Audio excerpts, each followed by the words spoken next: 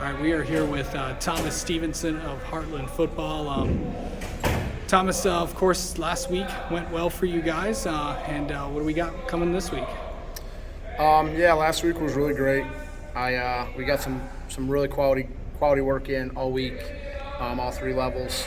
Saturday was a huge community event, and people showed up, and we had a lot of fun, got some quality reps in. So last week was great, but we're moving forward. We had a nice day off yesterday. We had a couple days of practice, and then we have our scrimmage this week. So we're kind of gearing up for that, and our first true measuring stick against somebody in an ugly color.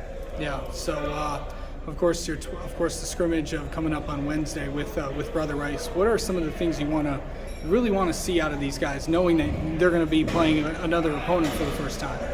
They just got to start dialing in on what they need to do. Cleaning up the little mistakes that we made, and we got some good film from Saturday, our inner squad, and just keep getting better every day. If we continue to get better every day and sharpening that axe, everything's going to go well. I think now that we started hitting and there's a little bit more contact, we're getting some answers at certain positions, but more of the same, and just continue to get better every single day, and we're going to be just fine on this week for our scrimmage. Yeah, so going on Wednesday and going with just focusing on one team, and I know a lot of teams are doing four-way scrimmages, so it also kind of gives the coaching staff the habit on another day to give an advantage of maybe going and seeing some other teams that you'll be looking forward to play later in the year. Yeah, back when I got hired, Brother Rice reached out and they wanted to do this, and we've never done it before. I think the 1v1 is going to be kind of cool. It's going to allow us to do some things that we haven't done in a scrimmage before. We're going to be able to do some special teams. We're going to control the situation, and we're going to get a lot of reps in for everybody on our program. So I think that's really cool. And then, like you said, Thursday, that allows us to get out and around the state and handle some of the stuff we want to handle with some of our opponents. I think there's going to be a group that heads out to Mona Shores to watch East Kentwood in person, and I know we're going to get their film, but seeing somebody in person is good too. So yeah, it just gives us a little bit of flexibility and an extra day off between the scrimmage and the four-way, or the first game. So all is well.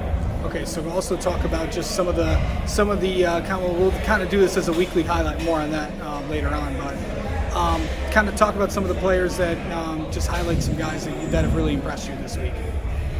We've had a lot of guys really step up this week. Obviously, our offensive line, those guys bringing back 4 out of 5. They've done well.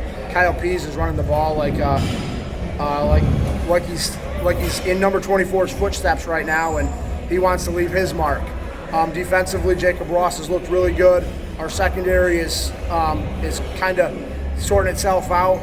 Alex Crisculo has looked really good at inside linebacker. Ryan Bubak's looked great at defensive end. So we're getting some answers all over the field, and our receivers, our slots and our wideouts are looking really good too. So we got some guys that haven't played varsity football before that are really going to make their mark, and we're excited to see it. All right. Thomas, thank you so much for talking with us, and best of luck in the scrimmage on Wednesday. I appreciate it, Casey. We'll talk to you soon.